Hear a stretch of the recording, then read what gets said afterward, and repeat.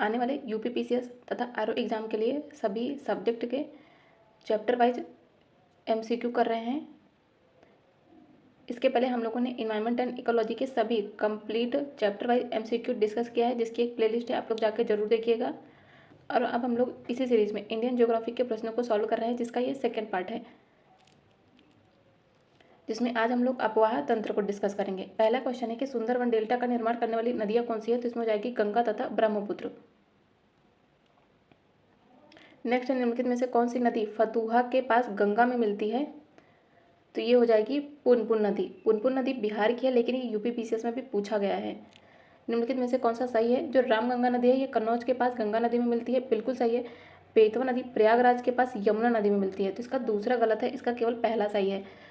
तो जो बेतवा नदी है ये प्रयागराज के पास नहीं, हमीरपुर के पास यमुना में मिलती है। नेक्स्ट है, सूची 1 को सूची 2 से सम्मिलित करना है, कौन सी नदी कहाँ से उद्गम स्थल है, तो यमुना नदी इसका उद्गम स्थल है यमुनोत्री।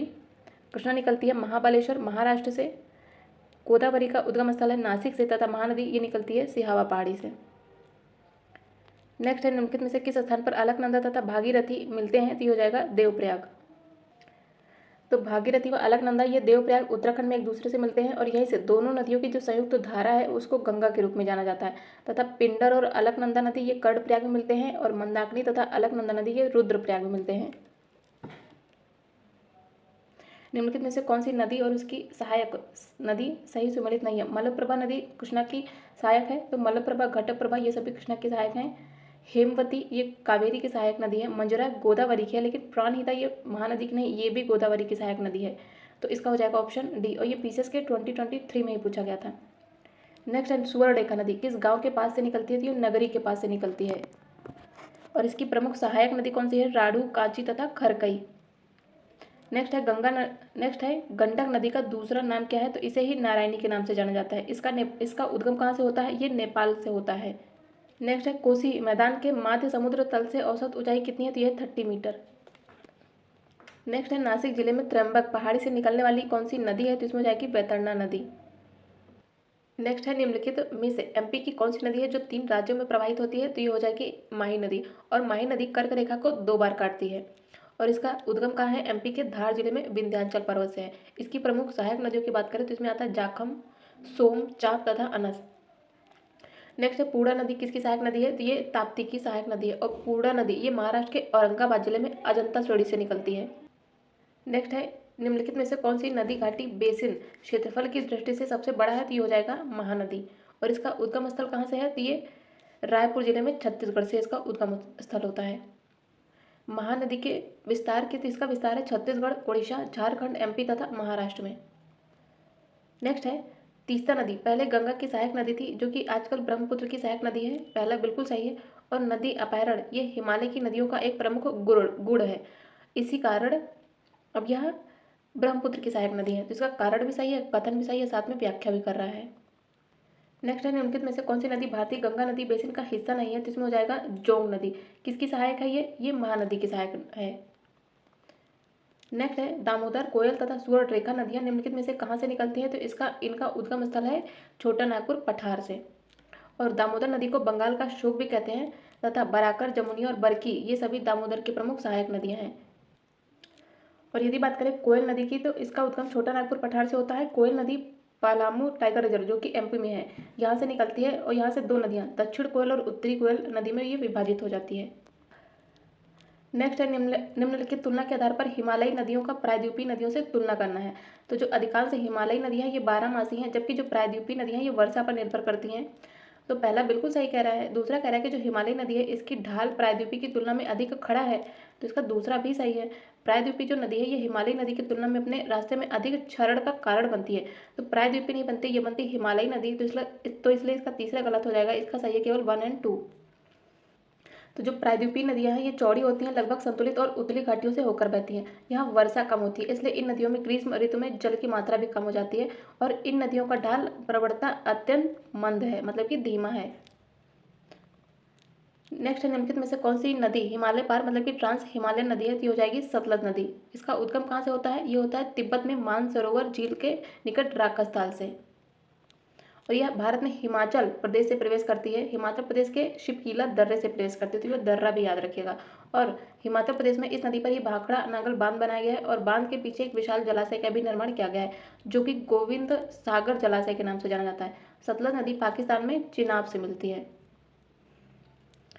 नेक्स्ट है यमुना नदी की निम्नलिखित सहायक नदियों के पश्चिम से पूर्व की ओर क्रम बताना है, वेस्ट टू ईस्ट। तो इसमें क्या हो जाएगा, सबसे वेस्ट में है चंबल नदी, मतलब कि सी, फिर उसके बाद आएगा क्या, सिंध, फिर आएगा चंबल सिंध, बेतवा एंड देन केन। तो इसका याद रखेंगे CSBK, मतलब कि चंबल सिंध बेतवा केन।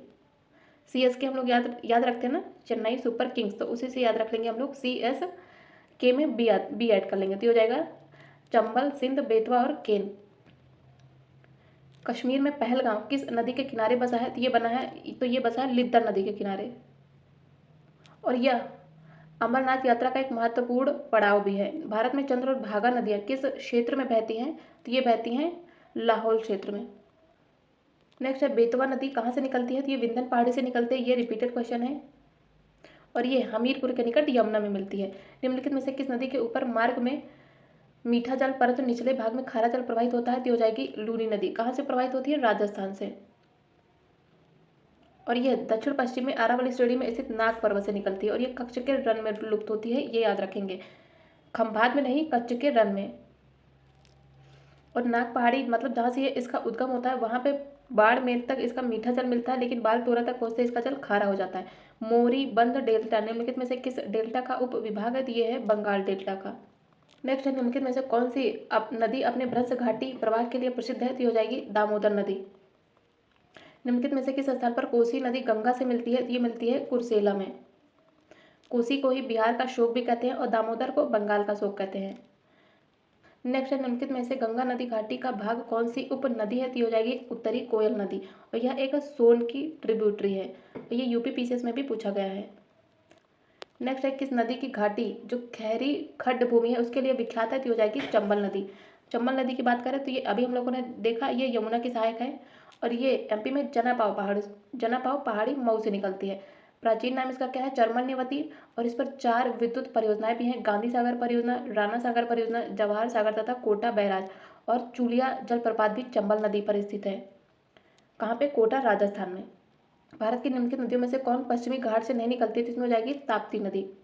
ताप्ती नदी की बात करें तो ये एमपी के मुल्ताई बैतूल जिले के सतपुड़ा की पहाड़ी से निकलती है ताप्ती नदी और ये भ्रंश घाटी में प्रवाहित होती है सतपुड़ा और विंध्य पर्वत के बीच में और ये अरब सागर में जाती है।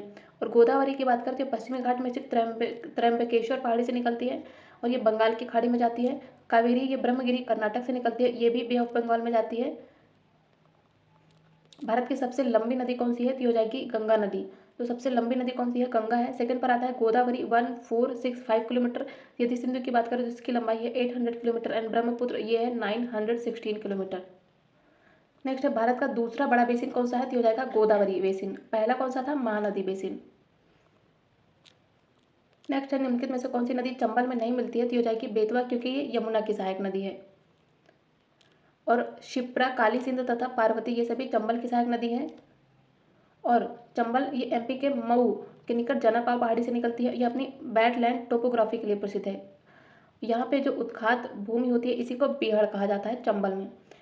निम्न नगरों में अलकनंदा और भागीरथी कहाँ मिलकर गंगा नदी बनाते हैं, तो ये मिलती है देवप्रयाग में। ये पहला ही क्वेश्चन था। और रुद्रप्रयाग में मंदाकिनी और अलकनंदा नदियाँ मिलती हैं तथा उत्तराखंड के जो पंचप्रयाग है और प्रसिद्ध बद्रीनाथ विशाल तीर्थ भी अलकनंदा तटीय नदी के तट पर स्थित है। तेल नदी निम्नलिखित में से किसकी सहायक नदी है, तो तेल नदी किसकी सहायक नदी है, ये है महानदी की सहायक। कौन कौन से, तेल, ओंग, जोंग, ये तीनों ही महानदी की सहायक है।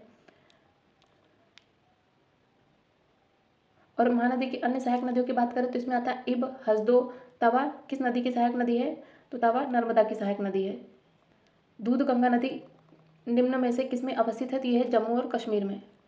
और दूध गंगा की बात करें तो झेलम की सहायक नदी है। नेक्स्ट है दिल्ली और आगरा के मध्य वर्ष के अधिकांश समय में यमुना मृत हो जाती है। कथन बिल्कुल सही है, कारण कह रहा है कि यमुना एक असतत वाहिनी नदी है, तो इसका कारण गलत है, सिर्फ कथन सही है। यदि हम यमुना की बात करें तो यह गंगा की सबसे बड़ी सहायक नदी है और इसकी बाएं तरफ से मिलने वाली नदियों में आती है टोंस, हिंडन, शारदा, कुंता, गिरी, ऋषि गंगा, हनुमान गंगा। और यदि बात करें दाहिनी तरफ से तो इसमें हम याद रखेंगे CSB के। तो हमें इसका दोनों तरफ याद करने की जरूरत नहीं, इसका सिर्फ हम राइट साइड याद रखेंगे CSB के, मतलब कि यमुना की राइट साइड ट्रिब्यूटरी कौन सी है, चंबल, सिंध, बेतवा, केन। तो जो भी अदर होंगी वो कहाँ से होंगी, वो सिर्फ लेफ्ट साइड से ही होंगी। और दिल्ली और आगरा के मध्य वर्ष के अधिकांश समय में यमुना नदी के मृत हो जाने का कारण क्या है, जल का अतिशय दोहन होना। निम्नलिखित नदियों में से किसको दक्षिण की गंगा कहा जाता है, दक्षिण की गंगा कहा जाता है, तो हो जाएगी गोदावरी नदी। और इसका 44% भाग महाराष्ट्र, फिर आंध्र प्रदेश एंड देन तेलंगाना तथा MP में भी पड़ता है। और यदि बात करें कावेरी नदी को तो इसे दक्षिण भारत की गंगा कहते हैं, तो इनमें कंफ्यूज नहीं होइएगा, ठीक है, दक्षिण की गंगा और दक्षिण भारत की गंगा। निम्नलिखित में से कौन सी नदियां बंगाल की खाड़ी में गिरती हैं, तो इसमें गंगा, ब्रह्मपुत्र तथा गोदावरी, महानदी कृष्णा तथा कावेरी, ये सभी नदियां कहाँ जाके गिरती हैं, बे ऑफ बंगाल में। भारत में यारलुंग चांगपो नदी को किस नाम से जानते हैं, तो इसे ही ब्रह्मपुत्र के नाम से जानते हैं। ब्रह्मपुत्र का उद्गम कहाँ से होता है, तिब्बत में सांगपो नदी के नाम से जानी जाती है, और इसका उद्गम होता है तिब्बत के चेमा युंगडुंग ग्लेशियर से। अलकनंदा और भागीरथी कहाँ मिलते हैं, देवप्रयाग में। नेक्स्ट है भारत के पश्चिमी घाट की नदियां डेल्टा का निर्माण नहीं करती, बिल्कुल सही है, क्योंकि ये एस्चुरी बनाती हैं, तो इसका पहला सही है। दूसरा कह रहा है कि छोटे प्रवाह क्षेत्रों एवं अपेक्षाकृत कठोर चट्टानों पर प्रवाहित होती है, इसी कारण ये डेल्टा का निर्माण नहीं एस्चुरी का निर्माण करती है, तो इसके दोनों सही है, साथ में व्याख्या भी कर रहा है। दक्षिण भारत की नदियां प्रमुख रूप से निम्न में से कौन सा अपवाह तंत्र रखती है, तो ये वृक्षानुमा अपवाह तंत्र रखती हैं। वृक्षनुमा प्रवाह को ही पादुकाकार प्रतिरूप भी कहते हैं। इस प्रारूप का विकास मुख्य रूप से ग्रेनाइट शैल वाले चौड़े तथा सपाट विस्तृत भाग पर होता है, और यह देखने पर वृक्ष के तने तथा शाखाओं के समान लगती है, मतलब कि लाइक दिस। नेक्स्ट है अंतःस्थलीय अपवहन नदी का उदाहरण कौन सा है, तो हो जाएगी घग्गर तथा सरस्वती नदी। और यह नदी शिवालिक की पहाड़ी से निकलती है, जो कि हिमाचल प्रदेश, पंजाब, हरियाणा तथा राजस्थान में प्रवाहित होने के बाद ये थार डेजर्ट में विलीन हो जाती हैं। निम्नलिखित नदियों में से किसका उद्गम भारत में नहीं है, तो इसमें हो जाएगा सतलज नदी। इसका उद्गम होता है तिब्बत में मानसरोवर झील के निकट राकसताल से, और यह शिवालिक पर्वत को काटती हुई पंजाब में प्रवेश करती है। और सतलज नदी शिपकीला दर्रे से हिमाचल प्रदेश से भारत में प्रवेश करती है। और जो रावी नदी है इसका उद्गम होता है कांगड़ा जिले के रोहतांग दर्रे से। व्यास नदी का उद्गम भी रोहतांग दर्रे से होता है, व्यास कुंड के पास, और यह कुल्लू घाटी से बहती हुई धौलाधार को पार करके पंजाब के मैदान में पहुंचती है व्यास नदी। भागीरथी नदी कहाँ से निकलती है, तो ये गोमुख से निकलती है, और यह टिहरी के पास जहाँ इसे बेलंगना नदी मिलती है वहीं पर टिहरी डैम भी बनाया गया है। और आगे यह देवप्रयाग में अलकनंदा नदी से मिलती है। कौन सी नदियाँ डेल्टा नहीं बनाती हैं, तो इसमें हो जाएगी नर्मदा नदी, ये एस्चुरी बनाती है। और नर्मदा नदी के डेल्टा न बनाने का प्रमुख कारण है कि यह भ्रंश घाटी से प्रवाहित होती है, जिससे कि इसमें अवसाद का अभाव होता है। अपने प्रदूषकों के कारण निम्नलिखित में से कौन सी नदी जैविक मरुस्थल कहलाती है, तो हो जाएगी दामोदर नदी। इसे बंगाल का शोक भी कहते हैं। दामोदर की प्रमुख सहायक नदियों में आती है बराकर, बोकारो, कोनार तथा जमुनिया। महाभारत काल में महानदी का नाम क्या था, तो इसे चित्रोत्पला नाम से जाना जाता था महानदी को, तो इसलिए इसमें हो जाएगा none of the above. Next है पूर्वी धौली गंगा सहायक नदी है किसकी, तो ये काली नदी की सहायक नदी है। और उत्तराखंड की प्रमुख नदियों की बात करें तो इसमें आता है अलकनंदा, भागीरथी, बिलांगना, मंदाकिनी, पिंडर तथा रामगंगा। भारतीय प्रायद्वीप की सबसे लंबी नदी कौन सी है, तो हो जाएगी गोदावरी। नेक्स्ट है प्रमुख दोआब हैं और उनसे जुड़ी नदियां, तो बिष्ट दोआब ये सतलज तथा ब्यास के मध्य स्थित है। बारी दोआब रावी तथा ब्यास के मध्य स्थित है। रचना दोआब ये रावी तथा चिनाव के मध्य स्थित है, तथा चाच दोआब चिनाव तथा झेलम के मध्य स्थित है। नेक्स्ट है हिमालय से निकलने वाली नदियां सतत वाहिनी है, बिल्कुल सही है। कारण कहता है कि हिमालयन नदियों का उद्गम स्रोत हिमालयों में स्थित है, इसी कारण ये नदियां सतत वाहिनी है, तो इसके दोनों सही है, साथ में व्याख्या भी कर रहा है। नेक्स्ट है शिवनाथ नदी की सहायक कौन सी है, तो इसमें हो जाएगी जमुनिया नदी। और शिवनाथ किसकी सहायक है, तो ये याद रखेंगे, ये महानदी की सहायक नदी है, ये महत्वपूर्ण है। नेक्स्ट है भारत की किस नदी को वृद्ध गंगा कहा जाता है, तो ये हो जाएगी गोदावरी नदी। नेक्स्ट है इंद्रावती की सहायक नदियां कौन कौन सी है, तो इसमें हो जाएगी बोरीडिंग, नारंगी नदी, कोटरी तथा गुदरा नदी। नेक्स्ट है निम्नलिखित में से कौन सी नदी गंगा नदी में बाएं से नहीं मिलती है, मतलब कि दाएं से मिलती है, तो ये हो जाएगी सोन नदी। तो गोमती, घाघरा, कोसी व ये सभी बाएं से मिलने वाली नदियां हैं, लेकिन सोन नदी ये दाईं ओर से मिलती है। और सोन का उद्गम MP के अमरकंटक से निकलती है, और ये गंगा नदी में पटना के पास मिलती है। नेक्स्ट है निम्नलिखित नदियों और उनके सहायक नदियों के साथ सही सुमेलित बताना है। तो कृष्णा की सहायक नदी है तुंगभद्रा, घटप्रभा, मलप्रभा, करेक्ट है। गंगा की सहायक है कोसी, गोमती तथा गंडक, ये भी सही है। यमुना की सहायक नदी है केन, बेतवा, चंबल, ये भी सही है। कावेरी की सहायक काबिनी, भीमा, भीमा तो गलत है क्योंकि ये तो कृष्णा की सहायक नदी है, तो इसका डी गलत हो जाएगा। इसका सही है केवल ए, बी एंड सी। नेक्स्ट है प्रमुख नदियां दी गई है और उनकी सबसे लंबी से सबसे छोटी क्रम में लगाना है। तो सबसे लंबी नदी कौन सी है? गोदावरी, फिर उसके बाद आती है Krishna, then Mahanadi and then Tapi सबसे छोटी है। नेक्स्ट है निम्नलिखित में से कौन सा भारत का मुख्य नदी बेसिन नहीं है? तो इसमें तीस्ता नदी बेसिन नहीं है। तो यदि बात करें तीस्ता नदी की, ये पाहुनरी ग्लेशियर से निकलती है और सिक्किम हिमालय में घाटियों में रैपिड्स के माध्यम से दक्षिण की ओर प्रवाहित करती है। तीस्ता नदी ये बांग्लादेश के रंगपुर के कामरजानी बहादुराबाद में तीस्ता मुख्य घाट पर ब्रह्मपुत्र में गिरती है। यदि बात करें पेन्नार, माही, साबरमती, गंगा, ब्रह्मपुत्र, ताप्ती, कृष्णा, नर्मदा, ये सभी भारत के प्रमुख नदी बेसिन हैं। झेलम नदी तथा नदी भू आकृतियों के बारे में निम्नलिखित में से कौन सा सही है? कह रहा है कि झेलम कश्मीर घाटी में युवावस्था में बहती है, बिल्कुल सही है। ये कश्मीर घाटी में मियांडर बनाती है, ये भी सही है। जो मियांडर है, मियांडर नदी भू आकृतियों, जो मियांडर है, मियांडर नदी भू आकृतियां नदी की युवावस्था में बनने वाली एक संरचना है, तो इसका तीसरा गलत है।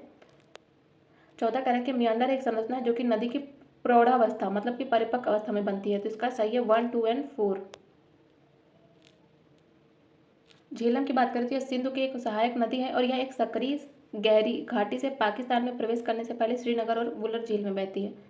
निम्नलिखित में से कौन सी नदी सतलज नदी की सहायक नदी नहीं है? तो हो जाएगी रावी नदी। रावी सतलज की सहायक नहीं है। निम्नलिखित में से कौन सा विशेष लक्षण नर्मदा नदी के लिए उपयुक्त है? तो हो जाएगी संरचनात्मक मूल।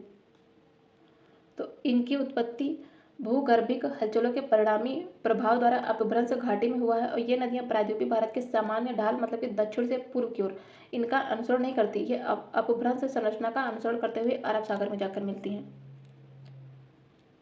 नेक्स्ट है निम्नलिखित नदियों की लंबाई के क्रम में नदियों का घटता हुआ क्रम बताना है। तो इसमें हो जाएगी गोदावरी नदी, फिर उसके बाद आएगी कृष्णा, ये भी रिपीटेड क्वेश्चन है, एंड देन नर्मदा, फिर आती है महानदी। सब सिंधु नदी प्रणाली के संबंध में निम्नलिखित 4 नदियों में से 3 नदियां इनमें से किसी एक में मिलती हैं जो कि सीधे सिंधु नदी से मिलती है। निम्नलिखित में से कौन सी वह नदी है जो कि सिंधु नदी से सीधे मिलती है? तो ये हो जाएगी चेनाब नदी। चेनाब सिंधु की सबसे बड़ी सहायक नदी है जो कि भारत से प्रवाहित होते हुए पाकिस्तान में सिंधु नदी से सीधे मिलती है। इसका उद्गम की बात करें तो सिंधु नदी का ये चंद्र और भागा नामक 2 सरिताओं में आपस में मिलने से इसका उद्गम होता है। नेक्स्ट निम्नलिखित कथनों पर विचार कीजिए। कह रहा है कि कौन सी नदियां पूर्वी घाट से निकलती हैं? तो इसमें हो जाएगी नागावली तथा सुवर्ण रेखा नदी। नेक्स्ट है निम्नलिखित कथनों पर विचार कीजिए। प्रमुख प्रसिद्ध स्थान है और उनसे जुड़ी नदियां। पंढरपुर कहाँ है? चंद्रभागा नदी पर है। तिरुचिरापल्ली कावेरी नदी पर है, लेकिन हम्पी मलप्रभा पर नहीं है, तो इसका सही होगा 1 एंड 2। तो यदि हम बात करें हम्पी की, तो तुंगभद्रा नदी पर है कर्नाटक में। तीस्ता नदी के संबंध में निम्नलिखित कथनों पर विचार कीजिए। कह रहा है कि तीस्ता नदी का उद्गम वही है जो ब्रह्मपुत्र का है, लेकिन यह सिक्किम से होकर प्रवाहित होती है, तो इसका पहला गलत है। दूसरा कह रहा है कि रंगीत नदी की उत्पत्ति सिक्किम में होती है और यह तीस्ता नदी की प्रमुख सहायक नदी है, तो इसका दूसरा सही है। तीस्ता नदी भारत और बांग्लादेश की सीमा पर बंगाल की खाड़ी में जाकर मिलती है, तो इसका तीसरा भी गलत है। इसका सही है ओनली 2। तो यदि बात करें तीस्ता नदी की, तो इसका उद्गम होता है सिक्किम के चोलामो झील से। और ब्रह्मपुत्र की बात करें तो ब्रह्मपुत्र का उद्गम होता है तिब्बत में चेमा युंगडुंग ग्लेशियर से। सिक्किम और उत्तरी बंगाल की जीवन रेखा कही जाने वाली तीस्ता नदी का मुहाना है ब्रह्मपुत्र में। रंगीत नदी का उद्गम सिक्किम के रथों हिमनद से होता है और यह तीस्ता की एक सहायक नदी है और यह ब्रह्मपुत्र की सहायक नदी है जो कि ब्रह्मपुत्र से बांग्लादेश में मिलती है। निम्नलिखित में से कौन सी प्रमुख ब्रह्मपुत्र की सहायक नदियां हैं? तो इसमें जाएगा दिहांग, दिबांग, कामेंग, लोहित, ये तीनों ही ब्रह्मपुत्र की प्रमुख सहायक नदियां हैं। निम्नलिखित नदियों पर विचार कीजिए। कह रहा है कि कौन सी गोदावरी की सहायक नदी है? तो इसमें हो जाएगा इंद्रावती तथा प्राणहिता, ये दोनों ही गोदावरी की सहायक नदियां हैं। नेक्स्ट है नर्मदा नदी पश्चिम की ओर बहती है जबकि अधिकांश अन्य बड़ी प्रायद्वीपीय बड़ी नदियां पूर्व की ओर बहती हैं। ऐसा क्यों है? क्योंकि यह एक भ्रंश मतलब कि रिफ्ट वैली में बहती है, ये तो करेक्ट है। यह विंध्य और सतपुड़ा के बीच में है, ये इसका कारण नहीं है पूर्व की ओर, ये इसका कारण नहीं है पश्चिम की ओर बहने का। भूमि का ढलान मध्य भारत से पश्चिम की ओर है, इसका तीसरा भी सही नहीं, इसका सही है ओनली 1। ये पश्चिम की ओर बहती है क्योंकि यह रिफ्ट घाटी से होकर बहती है। देवप्रयाग तथा अलकनंदा किस नदियों के संगम पर है? तो ये है भागीरथी के संगम पर। निम्नलिखित में से कौन सी नदी अरब सागर में नहीं जाती है? तो ये हो जाएगी कृष्णा नदी, ये जाती है बे ऑफ बंगाल में। नेक्स्ट चैप्टर है प्रमुख जलप्रपात और उनसे जुड़े लेक्स हैं। तो दूध सागर जलप्रपात कहाँ है? गोवा में है। बरकाना जलप्रपात कर्नाटक में है। खंदा धार जलप्रपात ओडिशा में है तथा पलानी ये हिमाचल प्रदेश में है। भारतवर्ष में खारे पानी की सबसे बड़ी झील कौन सी है? ये हो जाएगी सांबर लेक, कहाँ पे है? राजस्थान में है। चिल्का की बात करें तो ये उड़ीसा में है, जो कि एक लैगून लेक है। ये झींगा मछली के उत्पादन के लिए प्रसिद्ध है।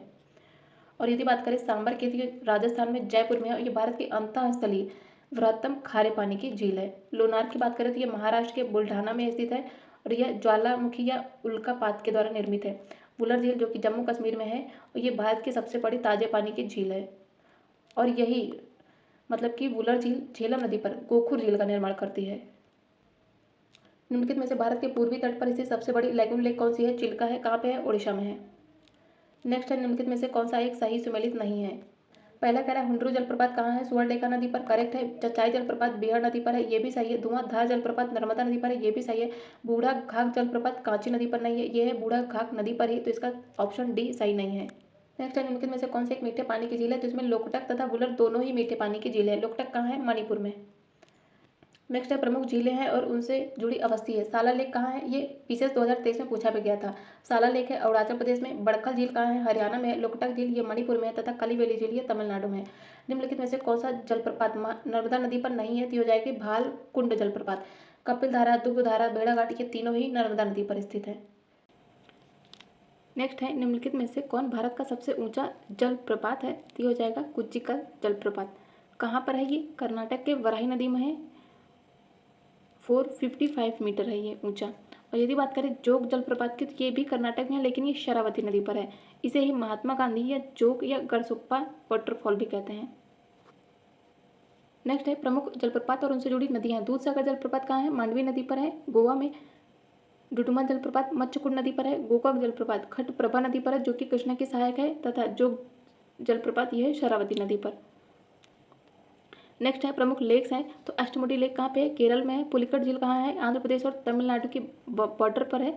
रूपकुंड झील कहाँ पे है? ये है उत्तराखंड में, तथा सूरजकुंड ये है हरियाणा में। भारत की निम्न झीलों में से कौन जम्मू कश्मीर में स्थित है? ये हो जाएगी अंचार लेक। नेक्स्ट है, प्रमुख जनजातियां हैं और उनसे जुड़े राज्य हैं। टोटा जनजाति कहाँ मिलेगी? तमिलनाडु में। लेप्चा ये मिलेगा सिक्किम में। बीरहो ट्राइब्स झारखंड से संबंधित है, तथा गारो ये मेघालय से संबंधित है। चिल्का झील कहाँ स्थित है? तो ये है उड़ीसा में और ये भारत की सबसे बड़ी तटीय झील है और ये लैगून लेक है। और यहाँ पर भारतीय नौसेना का प्रशिक्षण केंद्र भी स्थित है। यदि बात करें राजस्थान में, तो राजस्थान में मिलेगी सांबर लेक, ये भी खारे पानी की झील है। और आंध्र प्रदेश और तमिलनाडु पर मिलेगा, मतलब कि कोरोमंडल तट पर मिलेगा पुलिकट झील, जो कि भारत की दूसरी सबसे बड़ी खारे पानी की झील है। नेक्स्ट है, कौन सा सही सुमेलित है? तो इसमें जो कोलेरू है ये आंध्र प्रदेश में स्थित है, जिसका केवल ऑप्शन सी ही सही सुमेलित है। यदि बात करें लोनार की, तो ये एमपी में नहीं, ये है महाराष्ट्र में। नक्की कहाँ है? राजस्थान में है। कोलेरू आंध्र प्रदेश में। यदि बात करें पुलिकट, तो ये भी आंध्र और तमिलनाडु में स्थित है, तो इसका केवल सी सही है, सुमेलित है। नेक्स्ट है, निम्नलिखित में से कौन सा सही सुमेलित नहीं है? भीमताल कहाँ है? ये उत्तराखंड में है। पुलिकट लेक तमिलनाडु में मिलेगा। लोकटक लेक ये मणिपुर में मिलेगा और ये मीठे पानी की झील है।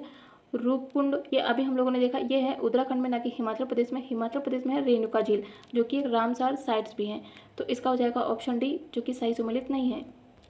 नेक्स्ट है, उत्तर पूर्वी भारत में मीठे पानी की सबसे बड़ी झील कहाँ है? किस राज्य में? तो यह है लोकटक झील, जो कि मणिपुर में है। और इसे 1990 में रामसर संधि के तहत अंतर्राष्ट्रीय महत्व की, मतलब कि रामसर साइट में भी नामित किया था। किसे? लोकटक लेक को। नेक्स्ट है, निम्नलिखित में से कितने सही बताने हैं? तो झेलम नदी वुलर झील से होकर जाती है, बिल्कुल सही है। कृष्णा नदी सीधे कोलेरू झील का भरण करती है, तो इसका दूसरा गलत हो जाएगा, क्योंकि कोलेरू तो आंध्र प्रदेश में स्थित है। तीसरा कह रहा है कि जो गंडक नदी है इसके विसर्पण से कवर लेक का निर्माण हुआ है, तो इसका तीसरा सही है। पहला सही है, मतलब केवल दो सही है। तो यदि बात करें झेलम नदी की, तो लद्दाख में स्थित बेरी नाग लेक से निकलती है और ये पश्चिम से पूर्व की ओर बहते हुए चिनाब नदी में मिल जाती है। और चिनाब में मिलने से पहले ये वुलर लेक में मिलती है। और कृष्णा नदी ये पूर्व की ओर बहते हुए बंगाल की खाड़ी में जाकर गिरती है। और यदि बात करें कवर लेक की, तो यह अभ्यारण्य है। कहाँ पे है? बिहार में स्थित है और यह एक रामसर साइट्स भी है। और यह गंडक नदी के विपथन के कारण बनी एक गोखुर, मतलब कि ऑक्सबो लेक है। कौन सी? कवरताल। भारत के संबंध में डिडवाना, कुचामन, सरगोल और खाटू किनके नाम है? तो ये एक प्रकार के लवण झील है। नेक्स्ट है, निम्नलिखित में से कौन सी एक कृत्रिम झील है? तो हो जाएगी कोडाई कनाल। कहाँ पे है? ये तमिलनाडु में है और ये यूपीएससी में भी आया है और यूपी पीसीएस में भी ये पूछा गया है। नेक्स्ट चैप्टर है जल संसाधन, सिंचाई और नहरें, जिसमें पहला है कि एक भौगोलिक इकाई जो कि पानी को इकट्ठा करती है, भंडारण करती है और पानी छोड़ती है, उसे क्या कहते हैं? तो उसे जल विभाजक कहते हैं। तो ये पीसीएस के 2023 में पूछा गया है। त्रिवेणी नहर पर निर्माण निम्नलिखित में से किस नदी पर किया गया है? तो ये किया गया है गंडक नदी पर। कहाँ पर है? बिहार में है। नेक्स्ट है, निम्नलिखित में से किस नहर ने राजस्थान के पश्चिमी जिलों की कृषि संबंधी गतिविधियों को रूपांतरित कर दिया है? तो हो जाएगी इंदिरा गांधी नहर। और इंदिरा गांधी नहर की बात करें तो ये भारत की सबसे लंबी नहर है। और यूपी की सबसे लंबी नहर कौन सी है? शारदा नहर। और इंदिरा गांधी नहर इसने राजस्थान में हरित क्रांति लाने में हेल्प करी थी। और यह नहर सतलज और व्यास नदियों के संगम पर है, तो ये याद रखिएगा। वहीं पर एक हरिके बैराज से निकलती है। नेक्स्ट है, चंबल नहर सिंचाई परियोजना किससे संबंधित है? तो ये संबंधित है यमुना बेसिन से, और चंबल यमुना की ट्रिब्यूटरी भी है। यदि बात करें चंबल नदी के, तो इस पर 3 डैम बनाए गए हैं, जिनमें पहला है गांधी सागर डैम। कहाँ पर है? ये मध्य प्रदेश में। राणा प्रताप सागर तथा जवाहर सागर ये है राजस्थान में। तो R stand for Rajasthan and R stand for Rana Pratap. तो याद रखेंगे, राणा प्रताप कहाँ है? राजस्थान में है। जवाहर में जे आता है, राजस्थान में भी जे आता है, तो इसे भी याद रख सकते हैं कि जवाहर सागर कहाँ मिलेगा? राजस्थान में। जब 2 राजस्थान में है तो रिमेनिंग 1 गांधी सागर कहाँ है? एमपी में है। नेक्स्ट है, निम्न में से किसे दामोदर नदी से निकाला गया है? तो हो जाएगी एडन नहर। नेक्स्ट है, सुनिश्चित सिंचाई क्षेत्र विस्तार योजना में किसे शामिल नहीं किया गया? तो इसमें एनीकेट को शामिल नहीं किया गया है। नेक्स्ट है, भारत में सर्वाधिक सिंचाई विस्तार प्रतिशत वाला राज्य कौन सा है? तो हो जाएगा पंजाब। और यहाँ पर राज्य के कुल क्षेत्रफल का 97.8% क्षेत्रफल पर सिंचाई सुविधा उपलब्ध है। और क्षेत्रफल की दृष्टि से यूपी सर्वाधिक सिंचित विस्तार वाला स्टेट है। निम्नलिखित में से किस क्षेत्र में जल का उपयोग भारत में सबसे ज़्यादा है? तो हो जाएगा कृषि क्षेत्र में। तो भारत में वैश्विक ताजे जल का स्रोत कितना है? ओनली 4% है, जिससे वैश्विक जनसंख्या के 18% मतलब कि भारतीय आबादी इस हिस्से को जल उपलब्ध कराना होता है। कितने? 4% में। और केंद्रीय जल आयोग के अनुसार पिछले वर्षों में कुल ताजे जल स्रोतों में से 78% जल का उपयोग सिंचाई के लिए भी किया जा रहा है। नेक्स्ट चैप्टर है चैप्टर 10 बहुउद्देशीय नदी घाटी परियोजनाएं, जिनमें पहला है कि निम्नलिखित में से कौन सा जलाशय चंबल नदी पर स्थित है? तो हो जाएगा राणा प्रताप सागर। कहाँ पे है? R stand for Rajasthan. और नागार्जुन सागर की बात करती आंध्र प्रदेश में है, कृष्णा नदी पर। रिहंद बांध यूपी में है, सोन नदी पर, सोन की प्रसिद्ध घाटी में है, उसकी रिहंद नदी पर है। रिहंद बांध रिहंद नदी पर है, और रिहंद किसकी ट्रिब्यूटरी है? सोन की। और इसी बांध के बनाया गया है गोविंद वल्लभ पंत सागर नामक कृत्रिम झील बनाई गई है। नेक्स्ट है, पट्टी सीमा परियोजना निम्नलिखित में से किन नदियों के एकीकरण से जुड़ी है? तो जाएगी कृष्णा तथा गोदावरी। नेक्स्ट है, चंबल नदी पर राणा प्रताप सागर जल विद्युत परियोजना किस राज्य में? R stand for Rajasthan. Next है, पीएम नरेंद्र मोदी जी ने हाल ही में मंडल बांध परियोजना की नींव किस नदी पर बनाने के लिए रखी थी? तो हो जाएगी उत्तरी कोयल नदी। और यह परियोजना 1972 में शुरू होती है तथा 1998 में बिहार राज्य के वन विभाग ने इस पर रोक भी लगा दी थी। नेक्स्ट है, निम्नलिखित में से कौन सा सही सुमेलित नहीं है? सरदार सरोवर बांध कहाँ पर है? नर्मदा नदी पर है। तलैया बांध के कुनार पर नहीं है, ये है बराकर पर, तो इसका ऑप्शन बी ही सही नहीं है। गांधी सागर परियोजना चंबल नदी पर है। नागार्जुन सागर परियोजना कृष्णा नदी पर है। कहाँ पर? आंध्र प्रदेश में है। निम्नलिखित में से कौन बेतवा नदी पर बनाया गया है? तो हो जाएगी राजघाट बांध। कहाँ कहाँ पर है? ये यूपी और एमपी की है। ललितपुर में इस परियोजना से बुंदेलखंड में सिंचाई तथा जल विद्युत का उत्पादन किया जाता है, और यह परियोजना बेतवा नदी पर बनाई गई है। नेक्स्ट है, नागार्जुन सागर बहुउद्देशीय परियोजना किस नदी पर है? कृष्णा नदी पर। कहाँ पर है? आंध्र प्रदेश में। नेक्स्ट है, गंडक परियोजना किन 2 राज्यों की संयुक्त है? तो गंडक नदी कहाँ बहती है? बिहार और यूपी में, तो इसलिए इसका हो जाएगा ऑप्शन ए। नेक्स्ट है, कौन सा राज्य समूह भाखड़ा नागल परियोजना से जल प्राप्त करता है? तो हो जाएगा हरियाणा, पंजाब तथा राजस्थान। तो भाखड़ा नागल परियोजना ये हरियाणा, पंजाब और राजस्थान की संयुक्त परियोजना है, जो कि सतलज नदी पर स्थित है। 1963 में निर्मित यह परियोजना देश की सबसे बड़ी बहुउद्देशीय परियोजना भी है, और टिहरी डैम के बाद यह भारत का दूसरा सबसे ऊंचा डैम है। कितनी है ऊंचाई? 740 फीट। नेक्स्ट है, प्रमुख सिंचाई परियोजना और उनसे संबंधित नदी हैं। तो संजय गांधी परियोजना खारंग नदी पर है। राजीव गांधी परियोजना मनियारी नदी पर है। दुधवा परियोजना महानदी पर है। और सिकसार परियोजना ये पेरी नदी पर है। तो ये बहुत महत्वपूर्ण एकदम नए नाम है, इनको याद रखिएगा। तलैया बांध किस नदी पर है? तो ये है बराकर नदी पर। निम्नलिखित में से कौन सा एक सही है? तो इसमें जो लूनी नदी है वो राजस्थान में बहती है, तो इसका सिर्फ तीसरा सही है। तो यदि बात करें इंद्रावती की, तो ये छत्तीसगढ़ की प्रमुख नदी है। भीमा नदी जो कि कृष्णा की सहायक है, कर्नाटक और महाराष्ट्र में बहती है, तथा घटप्रभा भी महाराष्ट्र और कर्नाटक में बहती है, कृष्णा की ट्रिब्यूटरी है। कौन सा बांध सिंचाई के लिए नहीं है? तो इसमें हो जाएगा शिव समुद्रम। तो कर्नाटक के मैसूर में है, कावेरी नदी पर स्थित है शिव समुद्रम, और ये भारत का दूसरा सबसे बड़ा वाटरफॉल भी है। और यह भारत की पहली जल विद्युत परियोजना स्थापित की गई थी। कब? इसी में 1902 में। और इस परियोजना का उपयोग केवल बिजली उत्पादन के लिए होता है। तथा भाखड़ा नागल परियोजना पंजाब और हिमाचल में है, सतलज नदी पर, और यह देश की सबसे बड़ी बहुउद्देशीय परियोजना है। भवानी सागर बांध तमिलनाडु में भवानी नदी पर है। कृष्णराज सागर बांध कर्नाटक के मैसूर जिले में है, कावेरी नदी पर। नेक्स्ट है इंदिरा सागर बांध किस नदी पर स्थित है? यह है नर्मदा नदी पर। नेक्स्ट है दामोदर नदी घाटी की स्थापना कब होती है? ये होती है 1948 में। तो अमेरिकी टेनेसी नदी घाटी परियोजना के आधार पर ही दामोदर नदी घाटी की स्थापना होती है 1948 में। इससे लाभान्वित होता है झारखंड तथा पश्चिम बंगाल, और भारत सरकार ने 1948 में एक कानून के द्वारा ही दामोदर घाटी के सर्वांगीण उन्नति करने के लिए दामोदर नदी घाटी निगम की भी स्थापना करी थी। कौन सी नदी सरदार सरोवर परियोजना से संबंधित है? तो ये हो जाएगी नर्मदा नदी, और मेधा पाटेकर भी इसी बांध के विवाद से संबंधित थी। नेक्स्ट है प्रमुख बांध है और उनसे जुड़ी नदियां हैं। निजाम सागर डैम कहाँ है? मंजीरा नदी पर। सोमासिला डैम ये पेन्नार नदी पर है। नाप्था चाकड़ी परियोजना सतलज नदी पर है, तथा लिंगन मक्की डैम ये शरावती नदी। नेक्स्ट है प्रमुख डैम और उनसे जुड़ी नदियां। सरदार सरोवर डैम नर्मदा नदी पर है। मैटूर डैम कावेरी नदी पर है। हीराकुंड महानदी पर है, तथा गांधी सागर परियोजना ये है चंबल नदी पर। माता टीला बांध किस नदी पर है? यह है बेतवा नदी पर, जो कि यमुना की ट्रिब्यूटरी है। नेक्स्ट है निम्नलिखित राज्यों को वहां निर्मित बड़े डैम की संख्या के आधार पर घटते क्रम में लगाना। तो सबसे ज़्यादा डैम कहाँ है? एमपी में। फिर उसके बाद कम सेकंड पर कौन है? गुजरात। थर्ड पर है राजस्थान। फोर्थ पर तेलंगाना एंड फिफ्थ पर है आंध्र प्रदेश। नेक्स्ट है निम्नलिखित में से कौन सी स्वतंत्र भारत की पहली बहुउद्देशीय नदी घाटी परियोजना थी? हो जाएगी दामोदर नदी घाटी परियोजना।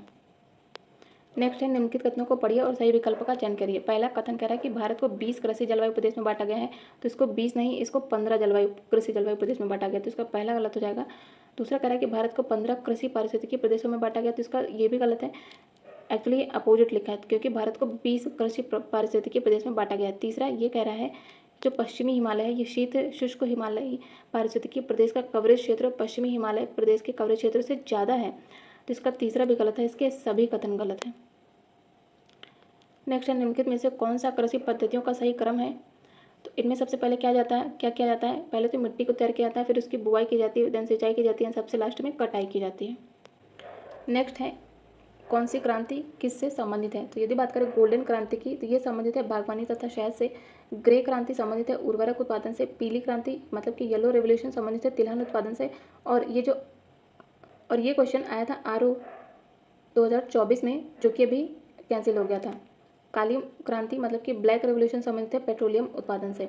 यदि बात करें ब्लू रेवोल्यूशन की, तो ये संबंधित है मत्स्य उत्पादन से। भूरी क्रांति ये चमड़ा, कोको या गैर पारंपरिक उत्पाद से संबंधित है।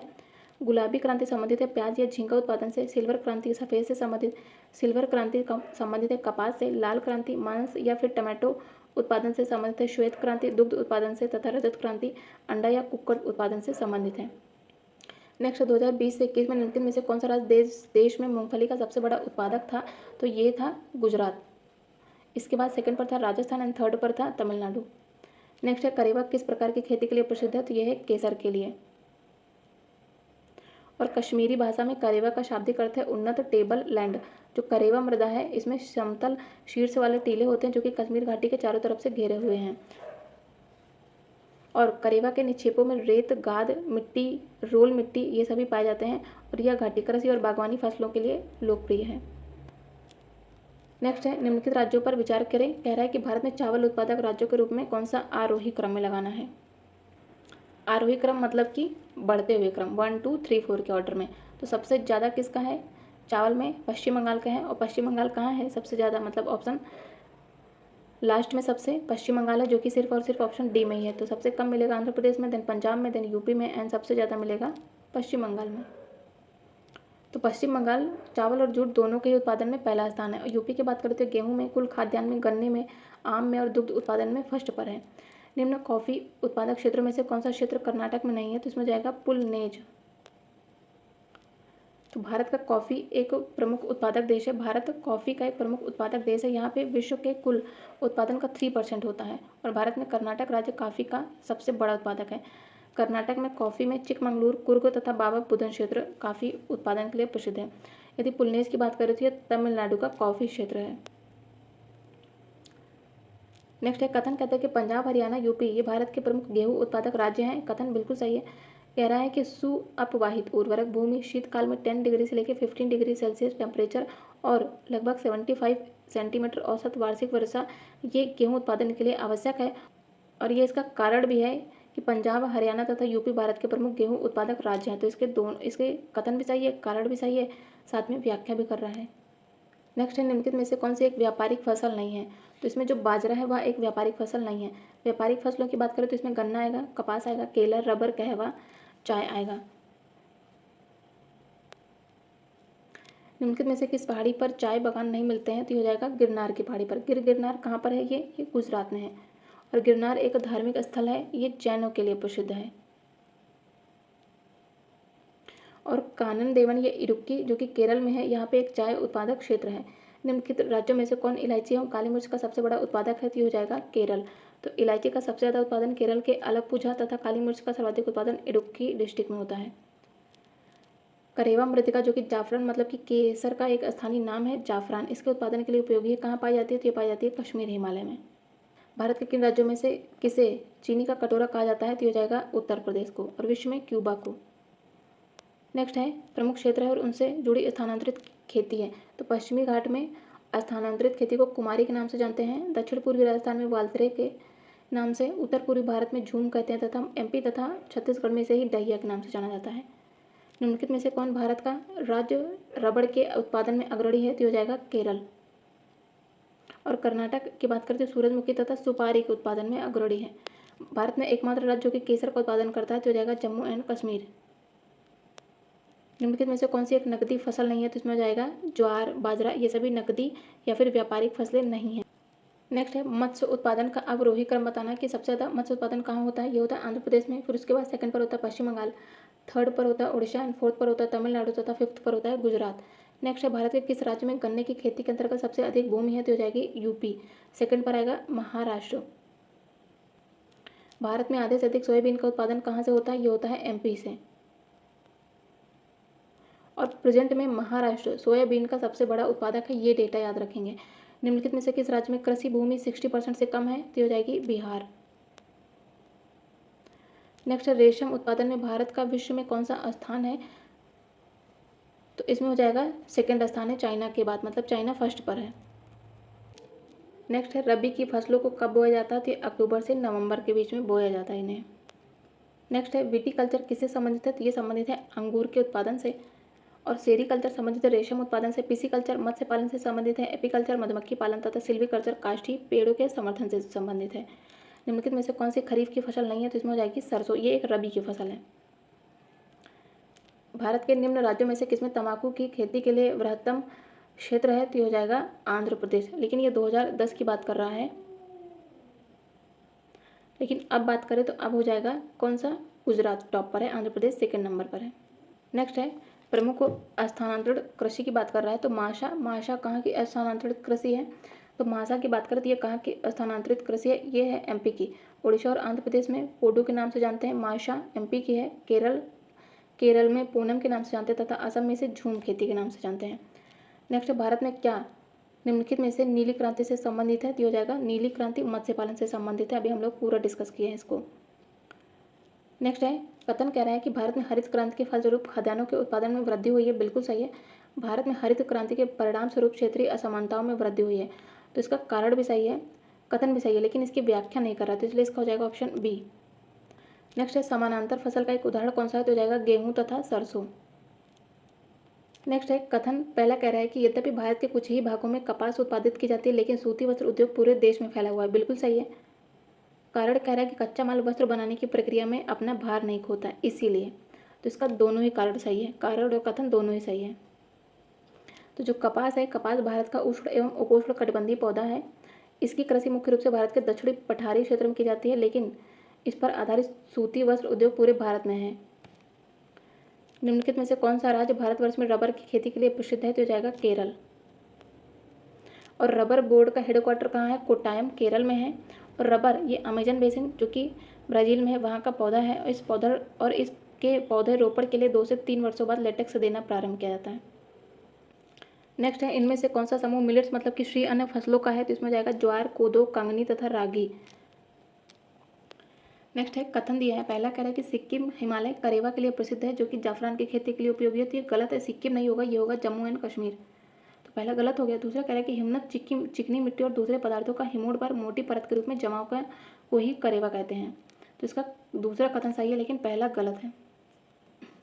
नेक्स्ट है प्रमुख फसल है और उनसे जुड़े राज्य हैं। तो रागी का संबंध कहाँ से है? कर्नाटक से। बाजरा का संबंध राजस्थान से है। ज्वार ये महाराष्ट्र से संबंधित है तथा उड़द ये संबंधित है मध्य प्रदेश से। नेक्स्ट है झूमिंग उत्तरी पूर्वी क्षेत्र की प्रमुख कृषि है, स्थानांतरित कृषि है। हिमालय पट्टी में इसे खिल के नाम से जाना जाता है। ब्रिंगा या बरिंगा संबंधित है उड़ीसा से तथा वालरे संबंधित है दक्षिणी पूर्वी राजस्थान से। नेक्स्ट है भारत से विदेशों में बहुतायत में निर्यात की जाने वाली आम की कौन सी प्रजाति है? तो हो जाएगी अल्फांसो। और यदि बात करें आम के प्रमुख उत्पादक राज्यों की, तो इसमें आएगा यूपी, बिहार, आंध्र प्रदेश, तेलंगाना तथा कर्नाटक। नेक्स्ट है जूट की खेती के लिए निम्नलिखित कथनों पर विचार कीजिए। पहला कह रहा है कि जूट एक रबी की फसल है, बिल्कुल गलत है। जूट खरीफ की फसल है, ना कि रबी की। जूट की फसल के लिए उच्च टेम्परेचर सहित आर्द्र जलवायु की जरूरत पड़ती है, बिल्कुल सही है ये। भारत में जूट की खेती के मुख्य रूप से देश के पूर्वी क्षेत्र तक सीमित है। जिसका दूसरा और तीसरा सही है, पहला गलत है। नेक्स्ट है प्रमुख फसल और उनसे जुड़ा सर्वाधिक उत्पादन। तो मक्का से संबंधित है कर्नाटक, जूट से संबंधित है पश्चिम बंगाल, कपास से संबंधित है गुजरात तथा सोयाबीन इससे संबंधित है एमपी। लेकिन अभी सोयाबीन में हो गया है कौन? महाराष्ट्र। भारत के विभिन्न भागों में पोडू, बीवार, पेंडा स्थानीय नाम किस प्रकार की खेती को दर्शाता है? तो ये एक प्रकार की स्थानांतरित कृषि है। तो पोडू ये संबंधित है तेलंगाना से, बीवार ये एमपी और छत्तीसगढ़ से संबंधित है तथा पेडा आंध्र प्रदेश से संबंधित है। नेक्स्ट है 3 स्टेटमेंट दिए हैं। पहला कह रहा है बताना कि इनमें से कितने सही हैं। चीन की तुलना में भारत के पास अधिक कृषि योग्य क्षेत्र है, पहला बिल्कुल सही है। चीन की तुलना में भारत में सिंचित क्षेत्र का अनुपात भी अधिक है, इसका दूसरा भी सही है। चीन की तुलना में भारत की कृषि में प्रति हेक्टेयर औसत उत्पादकता अधिक है, तो इसका तीसरा ही गलत हो जाएगा। इसके केवल 2 कथन सही हैं। नेक्स्ट है भारत सरकार काले तिल नाइजर मतलब कि कुई जोटिया एबिसिनिका के बीजों के लिए न्यूनतम समर्थन मूल्य कीमत उपलब्ध कराती है, बिल्कुल सही है। दूसरा कह रहा है कि काले तिल की खेती खरीफ की फसल के लिए के रूप में जानी जाती है, बिल्कुल सही है। दूसरा भी सही है इसका। भारत के कुछ जनजातीय लोग काले तिल के बीजों का तेल भोजन पकाने के लिए करते हैं, तो इसके तीनों ही कथन सही हैं। नेक्स्ट है निम्नलिखित कथनों पर विचार कीजिए। कह रहा है कि उपर्युक्त में से कितने आमतौर पर चाय उत्पादक राज्य हैं? तो इनमें आंध्र प्रदेश, केरल, हिमाचल प्रदेश तथा त्रिपुरा, ये चारों हैं। नेक्स्ट है निम्नलिखित में से कौन सी फसल न्यूनतम जल दक्ष मतलब कि लीस्ट वाटर एफिशिएंट फसल है? तो हो जाएगी गन्ना। निम्नलिखित में से भारत के संबंध में किन पद्धतियों को पारितंत्र अनुकूली कृषि माना जाता है? तो हो जाएगी फसल विविध रूपण, शिव आधिपत्य, टेंसियोमीटर का प्रयोग करना। ऊर्ध्वाधर कृषि इससे संबंधित नहीं है, इसका हो जाएगा ऑप्शन ए। नेक्स्ट है यह फसल उपोष्ण प्रकृति की है, उसके लिए कठोर पाला हानिकारक है। कठोर पाला होता है तो क्या होता है? फसल खराब हो जाती है। विकास के लिए उसे कम से कम 210 पाला रहित दिवसों और 60 से 100 सेंटीमीटर वर्षा की आवश्यकता होती है। हल्की सु अपवाहित मृदा जिसमें नमी धारण करने की क्षमता होती है उसकी खेती के लिए आदर्श रूप से अनुकूल होती है। किसकी बात कर रहा है? तो ये कर रहा है कपास की। नेक्स्ट है निम्नलिखित में से कौन सा एक पादप समूह नवीन विश्व न्यू वर्ल्ड में कृषि योग्य बनाया गया तथा इसका प्राचीन विश्व में प्रचलन शुरू किया गया? तो हो जाएगा तंबाकू, कोका तथा रबड़। निम्नलिखित फसलों पर विचार कीजिए। कह रहा है कि इनमें से कौन सी खरीफ की फसलें हैं? तो इसमें हो जाएगी कपास, मूंगफली तथा धान। निम्नलिखित में से भारत की फसलों पर विचार कीजिए। कह रहा है उपयुक्त में से कौन सा दलहन, चारा और हरी खाद के रूप में उपयोग किया जाता है? तो हो जाएगा लोबिया तथा मूंग। नेक्स्ट है भारत की निम्नलिखित फसलों पर विचार कीजिए। उपयुक्त में से कौन प्रमुखतः वर्षा आधारित फसल है? तो हो जाएगी मूंगफली, तिल तथा बाजरा, ये सभी वर्षा आधारित फसलें हैं। नेक्स्ट है काट कर जलाने वाली कृषि जिसे आमतौर पर झूम खेती कहा जाता है, ये भारत के उत्तर पूर्वी राज्यों में प्रचलित है। नेक्स्ट है निम्नलिखित में से कौन सा सही है? पहला कह रहा है कि भारत के पश्चिमी और मध्य भागों के गर्म और शुष्क जलवायु भागों में बाजरा रोपा जाता है, पहला गलत है। दूसरा कह रहा है कि यह एक कठोर फसल है जो कि बार बार के शुष्क दौर से निपट सकता है, तो इसका दूसरा सही है। तीसरा कह रहा है कि बारानी फसल कम होने के कारण राजस्थान में उसकी उत्पादकता भी कम है, तो इसका तीसरा सही है। चौथा कह रहा है कि राजस्थान इसके उत्पादन में अग्रणी है, तो इसका चौथा भी गलत है, इसका सही है ओनली 2 और 3। तो भारत के पश्चिमी तथा उत्तर पश्चिम भागों में गर्म और शुष्क जलवायु भागों में बाजरा बोया जाता है। यह फसल इस क्षेत्र के शुष्क दौर तथा शुष्क को सहन करने में समर्थ है और इसे एकल व मिश्रित फसल के रूप में भी बोया जाता है। यह फसल देश के कुल बाएं क्षेत्र में लगभग 5.2% भाग पर बोई जाती है। बाजरा उत्पादक में राजस्थान नहीं है, महाराष्ट्र है, गुजरात है, यूपी थर्ड पर है और वर्षा पर निर्भर होने के कारण राजस्थान में इसकी उत्पादकता ही कम है।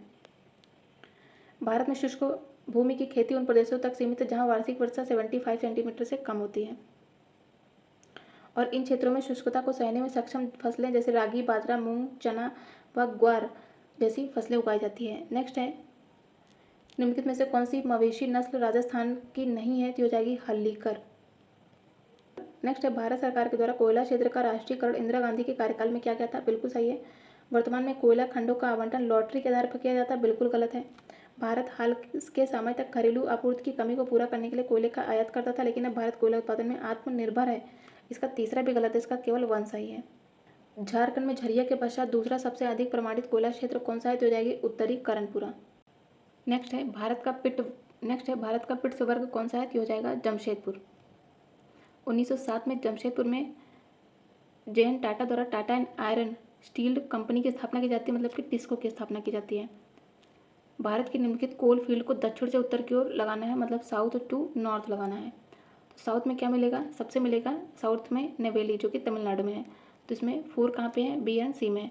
फिर उसके बाद क्या मिलेगा? सिंगरेनी कोयला क्षेत्र।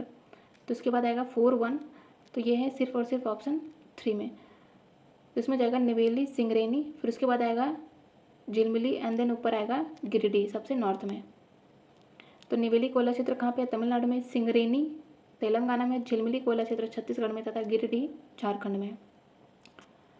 निम्नलिखित में से कौन सी नदी घाटी गोंडवाना युगीन कोयला के भंडार की दृष्टि से सर्वाधिक महत्वपूर्ण है? तो हो जाएगी दामोदर नदी घाटी।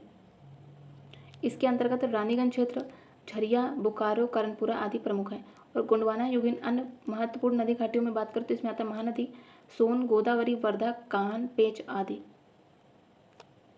भूमिगत कोयले का दहन किस राज्य में होता है? तो ये होता है झारखंड में।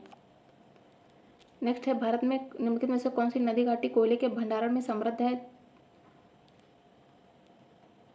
तो इसमें महानदी, दामोदर तथा सोन तीनों ही समृद्ध हैं, इसलिए इसका हो जाएगा ऑप्शन डी। दामोदर घाटी से 75% से अधिक कोयले का उत्पादन होता है और भारत में सर्वाधिक कोयले का उत्पादन झारखंड से होता है। इसके बाद सेकंड पर आएंगे उड़ीसा एंड थर्ड पर आएंगे छत्तीसगढ़। नेक्स्ट है, इस्पात स्लैग किसके लिए सामग्री हो सकता है? तो ये आधार सड़क के निर्माण के लिए, कृषि मृदा के सुधार के लिए तथा सीमेंट के उत्पादन के लिए। ये हो जाएगा सभी के लिए। तो इस्पात स्लैग का उपयोग सीमेंट उद्योग में, मृदा कृषि मृदा सुधार में, सड़क निर्माण में, रेलवे लाइन में प्रयोग किए जाने वाली गिट्टी के स्थान पर किया जा सकता है। राजस्थान में खेतरी बल्ट किसके लिए प्रसिद्ध है? तो ये है तांबे के खनन के लिए। नेक्स्ट है, खनिज संपदा के संबंध में निम्नलिखित में से कौन सा सही है? जम्मू कश्मीर के रियासी जिले में लिथियम के अनुमानित भंडार संपदा मिली है। बिल्कुल सही है। भारत अनेक खनिजों लिथियम, निकेल तथा कोबाल्ट के लिए आयात पर निर्भर है। तो इसके दोनों ही कथन सही, और ये यूपीपीसीएस के 2023 में ही पूछा गया था। निम्नलिखित में से कौन सा कथन सही है? धारवाड़ चट्टान संरचना में प्राकृतिक गैस पाई जाती है। पहला तो बिल्कुल गलत है। दूसरा कह रहा है कि अब्रक कोडरमा में पाया जाता है, ये तो बिल्कुल सही है, तो इसका केवल बी सही है। नेक्स्ट है, प्रमुख स्थान है और उनसे जुड़े राज्य हैं। बल्लरडीला का संबंध कहाँ से है? छत्तीसगढ़ से। केंदुझार और क्योंझर कहाँ पे है? उड़ीसा में है। बालाघाट एमपी में है तथा ये किसके लिए है? ये मैग्नीज बेल्ट है बालाघाट। कुंद्रेमुख कहाँ पे है? कर्नाटक में। नेक्स्ट है, 21-22 में भारत में तांबा उत्पादन में एमपी किस स्थान पर था? तो ये था फर्स्ट पर।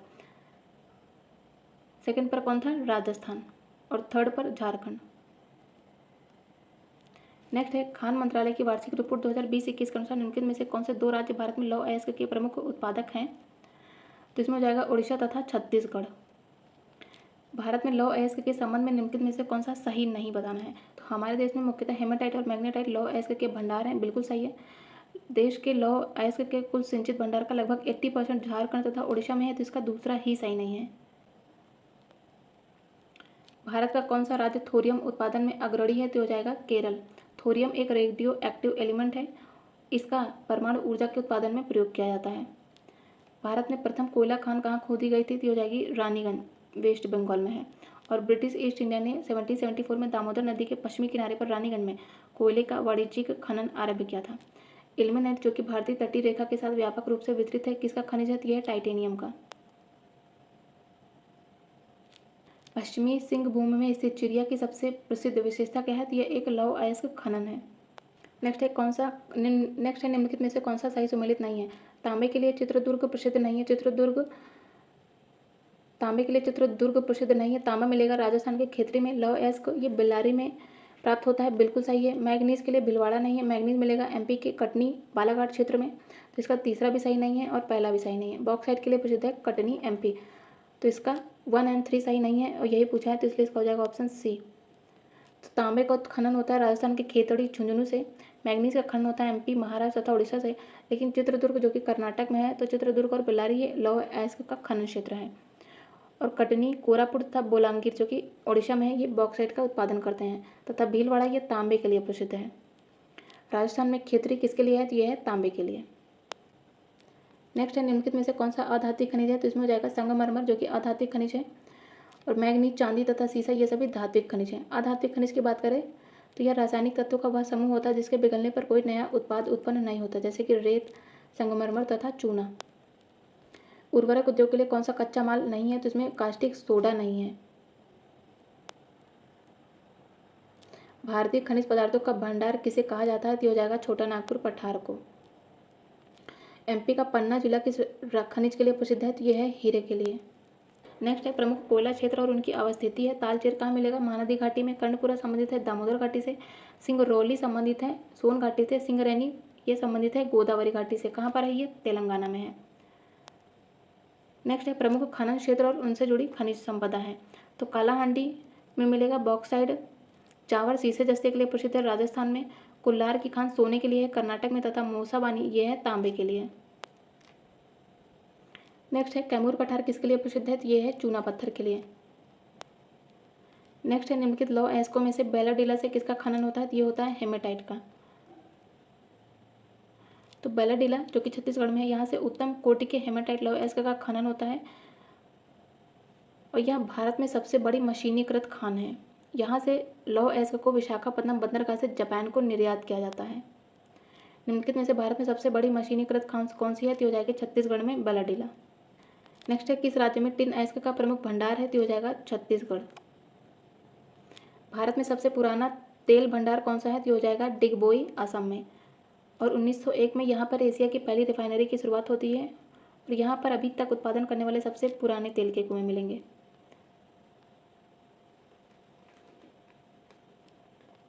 नेक्स्ट है, निम्नलिखित में से कौन से 2 राज्य बड़े पैमाने पर लौह अयस्क से संपन्न हैं, तो इसमें हो जाएगा टॉप पर कर्नाटक अब, और कौन होगा, आंध्र प्रदेश होगा, तो इसका हो जाएगा नन ऑफ द अबव। तो वर्तमान में मैग्नेटाइट लौह अयस्क से संपन्न राज्य की बात करें तो इसमें आएगा कर्नाटक, आंध्र प्रदेश तथा राजस्थान। और यदि बात करें हेमेटाइट की, तो इसमें आएगा झारखंड, छत्तीसगढ़ तथा कर्नाटक। नेक्स्ट है, झरिया झारखंड क्षेत्र में मुख्यतः किसके लिए प्रसिद्ध है, तो यह है कोयले के लिए। और झारखंड के झरिया, बोकारो, गिरिडीह, कर्णपुरा, रामगढ़ इन सभी में उत्तम कोटि का बिटुमिनस कोयला पाया जाता है। तालचेर प्रसिद्ध है कोयले के लिए, कहाँ पर मिलेगा, ये मिलेगा उड़ीसा में। नेक्स्ट है, भारत में अभ्रक का सर्वाधिक उत्पादक राज्य कौन सा है, तो हो जाएगा आंध्र प्रदेश। नेक्स्ट है, बेलाडीला किसके लिए प्रसिद्ध है, यह है लौह अयस्क के लिए, कहाँ पर है, छत्तीसगढ़ में। निम्नलिखित में से कौन सा खनिज यूपी में नहीं पाया जाता, तो इसमें हो जाएगा अभ्रक। अभ्रक के लिए टॉप पर कौन सा है, आंध्र प्रदेश। एमपी में मलंज खंड किसके लिए प्रसिद्ध है, ये है तांबे के लिए। बॉक्साइट किसकी कच्ची धातु है, तो ये एक एल्यूमिनियम की कच्ची धातु है। नेक्स्ट है, प्रमुख उद्योग और उनसे जुड़ा केंद्र है। तो एल्यूमिनियम ये संबंधित है जेके नगर से। तांबे की बात करें तो ये संबंधित है मलंज खंड से। जस्ते की बात करें तो जस्ता संबंधित है टुंडू से, तथा जूट संबंधित है भाटपाड़ा से। भारत में अधिकांश प्राकृतिक गैस का उत्पादन निम्नलिखित में से कहाँ से किया जाता है, तो यह किया जाता है बॉम्बे हाई से। नेक्स्ट है, निम्नलिखित में से खनन क्षेत्र है और उनसे जुड़ा खनिज है। गुरु महिसानी प्रसिद्ध है लौह अयस्क के लिए। तालचेर उड़ीसा में है, कोयले के लिए प्रसिद्ध है। जादूगोड़ा यह यूरेनियम के लिए, तथा जावर है सीसा जस्ते के लिए। निम्नलिखित में से कौन सा राज्य भारत में मैग्नीज का सर्वाधिक उत्पादन करता है, तो हो जाएगा एमपी। नेक्स्ट है, भारत में लौह अयस्क के निम्नलिखित प्रकारों में से सबसे ज़्यादा भंडार किसका है, तो ये मिलेगा हेमेटाइट का। भारत में कुड़प्पा और धारवाड़ युग की अवसादी तथा आग्नेय शैलों में लौह अयस्क की प्राप्ति होती है। इनमें मिलेगा मैग्नेटाइट, हेमेटाइट, सिडराइट, लिमोनाइट तथा लैटेराइट। और भारत में सर्वाधिक शुद्धता वाला मैग्नेटाइट अयस्क है, 72% शुद्धता मिलेगी। और देश में उपलब्धता लौह अयस्क में 85% हेमेटाइट मिलेगा, 8% मैग्नेटाइट, 7% अन्य मिलेंगे। निम्नलिखित में से कौन सा उद्योग चूना पत्थर को मुख्य रूप से कच्चा माल के रूप में उपयोग करता है, तो हो जाएगा सीमेंट। इसमें पानी मिलाया जाता है तब ये पोर्टलैंड चट्टान की भांति कड़ा हो जाता है और इसलिए इसे पोर्टलैंड सीमेंट भी कहते हैं। नेक्स्ट है खेतड़ी किसके लिए प्रसिद्ध है? ये तांबे के लिए। कहाँ पर है? राजस्थान में। नेक्स्ट है तुरामडीह किस खनिज का खनन होता है? यहाँ पे होता है यूरेनियम का खनन। नेक्स्ट है निम्नलिखित में से कौन सा लोहा इस्पात संयंत्र लौह अयस्क और कोयला क्षेत्र पर न होकर दोनों के लगभग मध्य में है? तो हो जाएगा जमशेदपुर झारखंड में स्थित है। नेक्स्ट है भारत के संबंध में निम्नलिखित कथनों पर विचार कीजिए। कह रहा है कि मोनाजाइट दुर्लभ मृदाओं का स्रोत है, बिल्कुल सही है। मोनाजाइट में थोरियम होता है, ये भी करेक्ट है।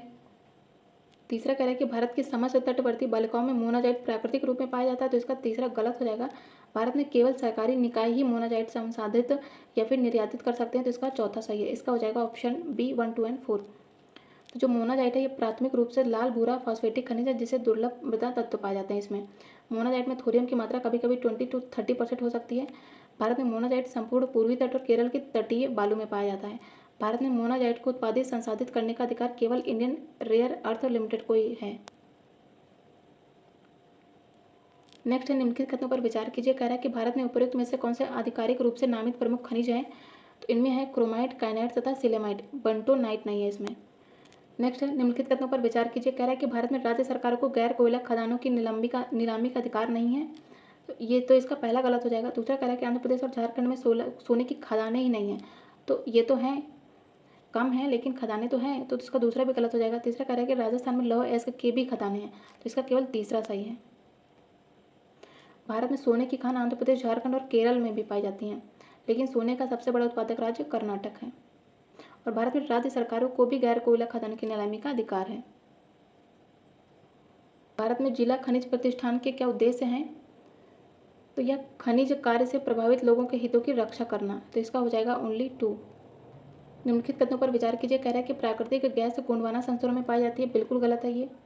अब्रक प्रचुर मात्रा में कोडरमा में पाया जाता है, ये बिल्कुल सही है। तीसरा कह रहा है कि धारवाड़ खनिज तेल के लिए नहीं, ये लौह अयस्क के लिए है, तो इसका केवल दूसरा सही है।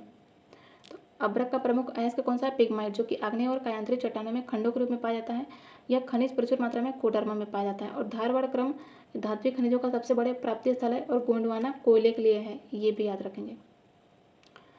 भारत के कतिपय तटीय क्षेत्रों में प्रचुर मात्रा में उपलब्ध इल्मेनाइट तथा रूटाइल निम्नलिखित में से किसके समृद्ध स्रोत हैं? तो ये टाइटेनियम के समृद्ध स्रोत हैं। नेक्स्ट है सूची 1 को सूची 2 से सम्मिलित करना है। लौह अयस्क की खान कहाँ है? गोवा और नुआ मुंडी में। तांबे की खान कहाँ मिलेगी? बालाघाट एमपी में। बॉक्साइट की खान अमरकंटक प्लेटू तथा अब्रक की नेल्लोर। निम्नलिखित कथनों पर विचार कीजिए। कह रहा है उपयुक्त में से कितने कथन सही हैं? तांबा, सीसा, टिन और बॉक्साइट ये अलोह खनिज हैं, बिल्कुल सही है। मैग्नीज, लोहा, कोबाल्ट, अब्रक ये सभी फेरस खनिज हैं, तो इसका दूसरा गलत हो जाएगा। तीसरा ये कह रहा है कि पोटास, मार्बल और ग्रेनाइट ये अधात्विक खनिज हैं, तो तीसरा बिल्कुल सही है। चौथा कह रहा है कि निकल, कोबाल्ट और प्लेटिनियम बहुमूल्य धातु हैं, तो ये बहुमूल्य धातु नहीं है, इसका केवल सही है 1 और 3। तांबा, सीसा, टिन और बॉक्साइट ये सभी अलोह खनिज हैं। मैग्नीज, लोहा और कोबाल्ट ये सभी लौह खनिज हैं, लेकिन अब्रक अलोह खनिज हैं। पोटाश और मार्बल, ग्रेनाइट ये सभी अधात्विक खनिज हैं। प्लेटिनम एक बहुमूल्य धातु है, लेकिन निकिल और कोबाल्ट बहुमूल्य धातुएं नहीं है। नेक्स्ट चैप्टर है ऊर्जा। कह रहा है कि भारत में सर्वाधिक ज्वारीय शक्ति उत्पादक तटीय क्षेत्र निम्नलिखित में से कौन सा है? तो हो जाएगा खंभात तट। गुजरात में खंभात की खाड़ी, कच्छ की खाड़ी और दक्षिण क्षेत्र तथा तमिलनाडु में पाक की खाड़ी, मन्नार चैनल तथा वेस्ट बंगाल में हुगली नदी, दक्षिण हल्दिया और सुंदरवन ये सभी निम्न या फिर मध्य ज्वारीय तरंग शक्ति वाले संभावित क्षेत्र हैं। नेक्स्ट है प्रमुख पाइपलाइन है और उनकी लंबाई है। तो इसमें सबसे लंबी कौन हो जाएगी? हजीरा बीजापुर जगदीशपुर पाइपलाइन, कितना है? 4222 किलोमीटर। एंड सेकंड नंबर पर आता है सलाया, कोयली और मथुरा। मथुरा कहाँ है? यूपी में है, तो ये भी याद रखेंगे, ये एक ऑयल रिफाइनरी है। एंड थर्ड पर आता है Kandla Bathinda pipeline and fourth पर आता है जामनगर लोनी पाइपलाइन। नेक्स्ट है शिवाना समुद्रम तथा कल्पक्कम, किसके लिए है? तो यदि बात करें शिव समुद्रम जलप्रपात की, तो यहाँ पे क्या है? वाटरफॉल भी है, तो इससे हो जाएगा क्या? यहाँ पे जल शक्ति है तथा कल्पक्कम ये एक नाभिकीय ऊर्जा है। नेक्स्ट है तातीपाका तेल रिफाइनरी कहाँ स्थित है? तो यह है आंध्र प्रदेश में, आंध्र प्रदेश के पूर्व गोदावरी डिस्ट्रिक्ट में स्थित है। और यह पेट्रो उत्पादों का उत्पादन करने वाले ONGC की पहली ऑयल रिफाइनरी भी है। नेक्स्ट है कह रहा है कि भारत में पवन ऊर्जा के संबंध में निम्नलिखित में से कौन सा एक सही नहीं है?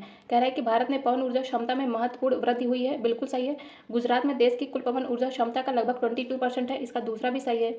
तीसरा कह रहा है कि 2021 में तमिलनाडु की पवन ऊर्जा क्षमता देश की कुल क्षमता का 24% है, तो इसका तीसरा भी सही है।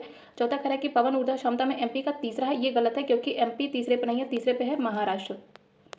तो पवन ऊर्जा की बात करें तो इसमें टॉप पर है तमिलनाडु 24%, सेकंड पर है गुजरात एंड थर्ड पर है कौन सा, महाराष्ट्र। नेक्स्ट है एनटीपीसी की सिंगरौली स्थित इकाई के संबंध में निम्नलिखित में से कौन सा सही है। यह छत्तीसगढ़ राज्य के उत्तरी भाग में स्थित है, तो ये पूरी तरह से गलत है क्योंकि यह एमपी में है ना कि छत्तीसगढ़ में। दूसरा कह रहा है कि एनटीपीसी की सबसे पुरानी इकाई है, तो इसका दूसरा सही है, पहला गलत है। नेक्स्ट है निम्नलिखित में से कौन सा राज्य भारत में सर्वाधिक सौर ऊर्जा का उत्पादक है, तो ये हो जाएगा कर्नाटक। नेक्स्ट है भारत के निम्नलिखित में से किन राज्यों में पवन ऊर्जा के विकास की संभावनाएं अधिक है, तो ये हो जाएगा तमिलनाडु तथा गुजरात। नेक्स्ट है भारत के कुल विद्युत उत्पादन में जल विद्युत का योगदान कितना परसेंट है, तो यह है 22%। तो नवीनतम मतलब कि 2023 के आंकड़े के अनुसार कुल संस्थापित क्षमता 417.6 गीगावाट है, जिसके उत्पादन मिश्रण में तापीय है 56.8%, पन बिजली है 11.2%। यदि बात करें अक्षय ऊर्जा की तो ये है 30.2% तथा न्यूक्लियर एनर्जी है 1.2%।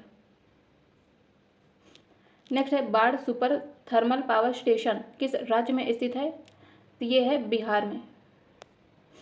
नेक्स्ट है भूतापी ऊर्जा पर आधारित मणिकर्ण विद्युत संयंत्र किस राज्य में है, तो ये है हिमाचल प्रदेश में, और ये यूपी पीसीएस में भी पूछा गया था। नेक्स्ट है निम्नलिखित में से कौन सा एक ऊर्जा का नवीकरणीय स्रोत है, तो हो जाएगा सौर ऊर्जा।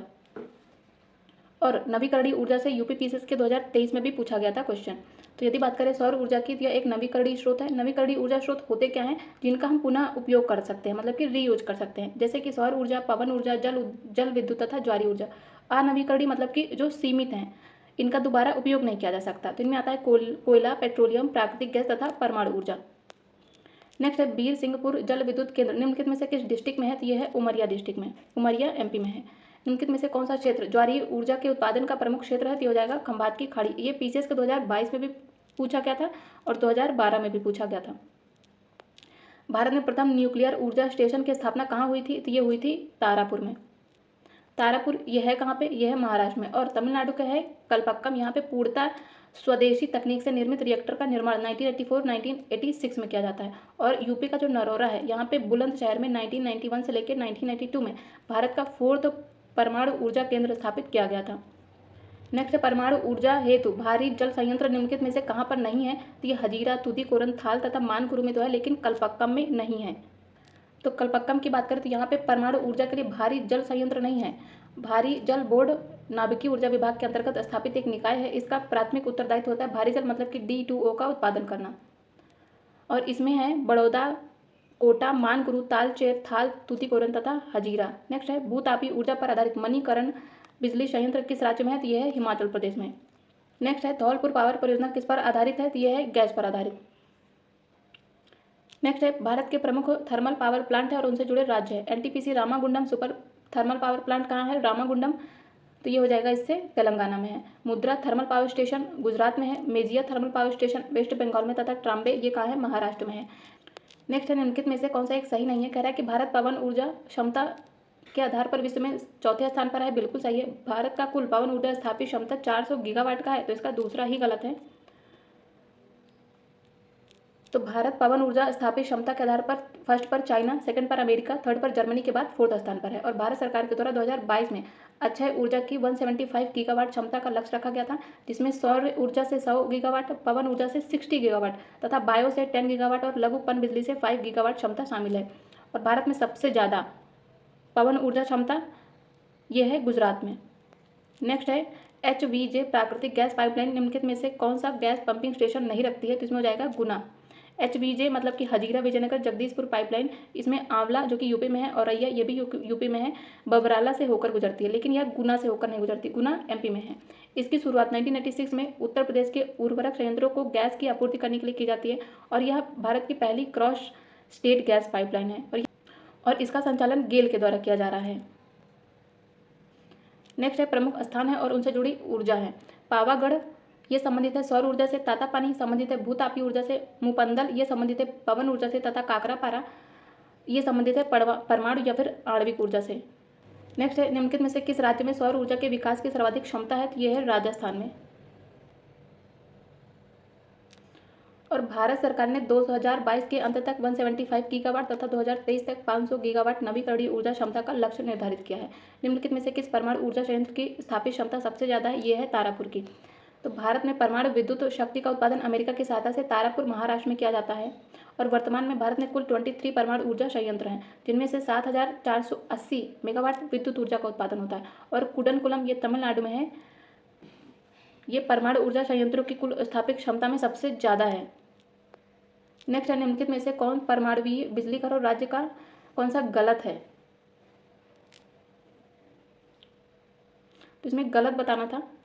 कैगा कहाँ है? कैगा कर्नाटक में है, तो इसका पहला भी गलत है, सॉरी चौथा भी गलत है। और यदि बात करें कलपक्कम की, तो कलपक्कम ये तमिलनाडु में है, तो इसका फर्स्ट एंड फोर्थ दोनों ही गलत हैं। तो कैगा कहाँ है? ये कर्नाटक में है, काकरापारा गुजरात में है, कलपक्कम तमिलनाडु में है, नरौरा यूपी में है, तारापुर ये कहाँ है? महाराष्ट्र में, रावतबाटा राजस्थान में है तथा कुडनकुलम ये तमिलनाडु में है। नेक्स्ट है दो कथन। ये कह रहा है कि भारत अपने पास यूरेनियम निक्षेप होने के बावजूद अपने अधिकांश विद्युत उत्पादन के लिए कोयले पर निर्भर करता है। बिल्कुल सही है। दूसरा कह रहा है कि विद्युत उत्पादन के लिए कम से कम 60% तक समृद्ध यूरेनियम का होना आवश्यक है। तो इसका दूसरा कथन गलत है, लेकिन पहला कथन सही है। तो भारत यूरेनियम उत्पादन के मामले में विश्व में 9th पर है और यूरेनियम ऊर्जा का एक प्रमुख स्रोत भी है। और भारत में इसकी उपलब्धता तो है, लेकिन इसके बाद भी भारत अधिकांश ऊर्जा मतलब 55.1% उत्पादन कोयले से करता है। और यूरेनियम ये प्राकृतिक रूप से पाया जाता है, इसलिए ऊर्जा उत्पादन के लिए इसका इस्तेमाल करने के लिए इसे कृत्रिम रूप से समृद्ध किया जाता है। और 5% तक समृद्ध यूरेनियम ऊर्जा के उत्पादन के लिए आवश्यक है, न कि 60%, इसलिए दूसरा गलत था। नेक्स्ट है, निम्नलिखित में से भारत में कोयला आधारित तापीय शक्ति संयंत्रों के संबंध में विचार कीजिए। कह रहा है कौन सा सही है? उनमें से किसी भी समुद्र जल का उपयोग नहीं किया जा सकता है। बात कर रहा है कोयला आधारित तापीय शक्ति संयंत्रों की, तो इनमें से किसी में भी समुद्र जल का उपयोग नहीं किया जा सकता है, तो गलत है ये। इनमें कोई भी जल संकट वाले जिले में स्थापित नहीं किया जा सकता, तो इसका दूसरा भी गलत है। इनमें कोई भी निजी स्वामित्व नहीं है, तो इसमें निजी स्वामित्व भी है, तो इसके तीनों ही कथन गलत है। तो भारत में कोयला आधारित तापीय संयंत्र का संचालन निजी और सार्वजनिक दोनों क्षेत्रों में किया जा सकता है, जैसे कि एनटीपीसी द्वारा संचालित ताप विद्युत संयंत्र ऊंचाहार तथा हरदुआगंज ताप विद्युत संयंत्र सार्वजनिक क्षेत्र का एक एसआर पावर प्लांट निजी क्षेत्र का पावर प्लांट है। और थर्मल पावर प्लांट में जल का प्रयोग शीतलक के रूप में किया जाता है, जिसमें समुद्र के खारे जल और सामान्य जल दोनों का प्रयोग किया जाता है। और कई थर्मल प्लांट जल के अभाव वाले क्षेत्र में भी स्थापित किए गए हैं, जिनके कारण उन क्षेत्रों में और भी जल का अभाव हो गया है, इसलिए तीनों ही कथन गलत थे। नेक्स्ट है, भारत के निम्नलिखित संसाधनों में से किनमें शैल गैस के संसाधन पाए जाते हैं? तो ये Cambay basin, Kaveri basin, Krishna Godavari basin तीनों में पाए जाते हैं। तो भारत में शैल गैस भंडार के लिए Ganga basin mainly UP, Assam Arakan basin Assam और अरुणाचल प्रदेश का क्षेत्र, कांबे बेसिन मेनली खंभात गुजरात का क्षेत्र, दामोदर घाटी बेसिन वेस्ट बंगाल का क्षेत्र तथा कृष्णा गोदावरी बेसिन आंध्र प्रदेश तथा कावेरी बेसिन तमिलनाडु का क्षेत्र है। नेक्स्ट है, निम्नलिखित में से कौन सा भारतीय कोयले के अभिलक्षण है? तो इसमें हो जाएगा उच्च भस्म अंश का कोयला तथा निम्न सल्फर अंश का कोयला, इसका हो जाएगा ऑप्शन ए। नेक्स्ट है, कोयले के बृहत संरक्षित भंडार होते हुए भी भारत क्यों मिलियन टन कोयले का आयात करता है? पहला कह रहा है कि भारत की यह नीति है कि वह अपने कोयले के भंडार को भविष्य के लिए सुरक्षित रखे और वर्तमान उपयोग के लिए अन्य देशों से आयात करे, ये तो पूरी तरह से गलत है। दूसरा कह रहा है कि भारत के अधिकांश विद्युत संयंत्र कोयले पर आधारित और उन्हें देश से पर्याप्त मात्रा में कोयले की आंतरिक आपूर्ति ही नहीं हो पाती है, तो इसलिए आयात करना पड़ता है, तो इसका दूसरा सही है।